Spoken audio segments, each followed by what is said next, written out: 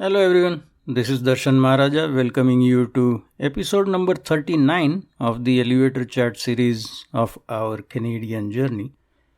As you know, two major political issues have intersected recently, namely mass immigration, especially the high intake of international students, and the killing of Hardeep Singh Nijjar.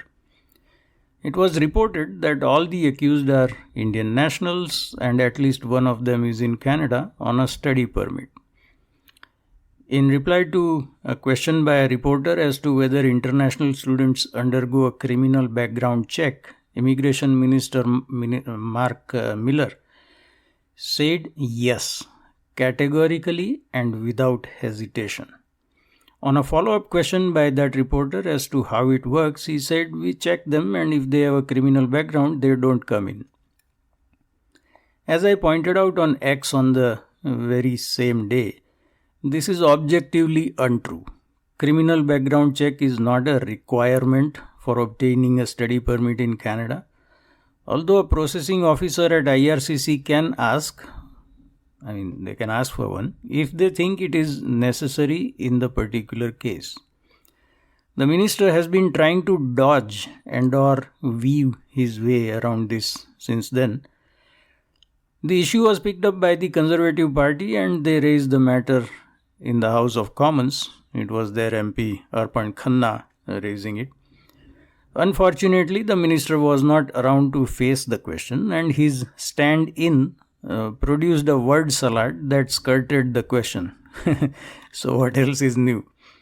Later, at a committee meeting on a separate issue, CPC MP Arpan Khanna, the same MP, tried to weave this question into the discussion. More on that MP in a minute, but first, Minister Miller flatly denied having made the statement regarding criminal background checks for international students. Sadly, CPC and the media have not confronted him about this so far, at least meaningfully. I saw a tweet by MP Khanna, kind of challenging this, but that's not meaningful challenge on X. Initially, when he made his statement about criminal background checks, I was willing to give Minister Miller the benefit of doubt, so I said that he either does not know his portfolio or he deliberately misled Canadians. However, given his denial now of having made a statement that he clearly did make, I am in a less forgiving mood. As I wrote on X, I am livid. In my view, he was able to issue this phony denial partly because MP Arpan Khanna was not laser focused on his question.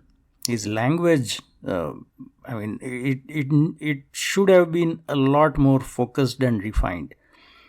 He used the term police clearance certificate together with criminal background check.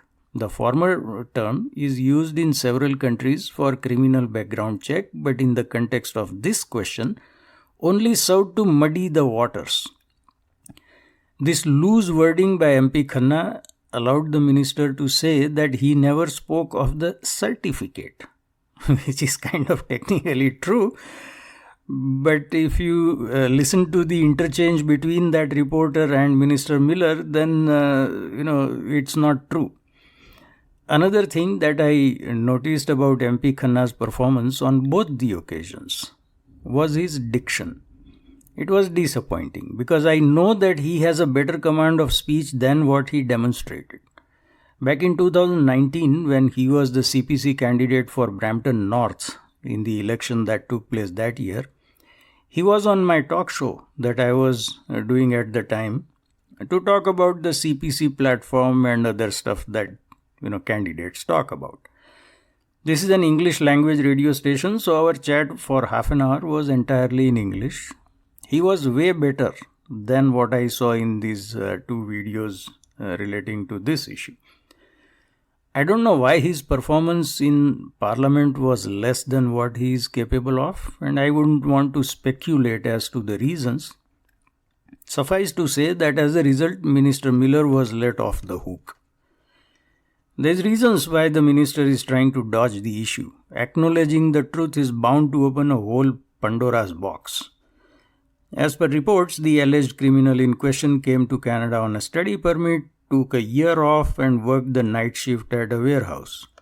As I have reported extensively, the study permit and LMIA regimes now largely consist of a plethora of problems.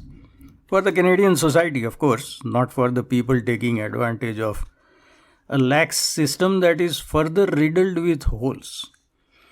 What made me even more livid after seeing the interchange between MP Khanna and Minister Miller was that the latter, Minister Miller, threatened the former with consequences if he makes the same allegation outside. He also said, "You could imagine how unreliable those certificates would be," meaning police clearance certificates. This last one was a doozy.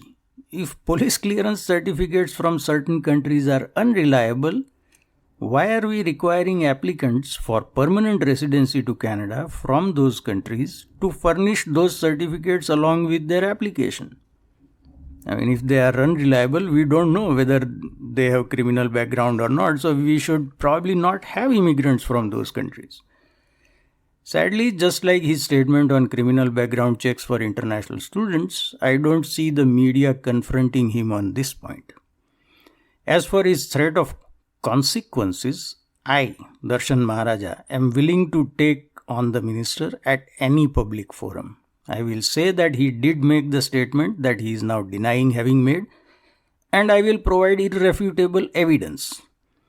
Let us see if Minister Miller has the courage of his convictions and face me. That's all for today. I'll see you in the next episode. Until then, goodbye and be well.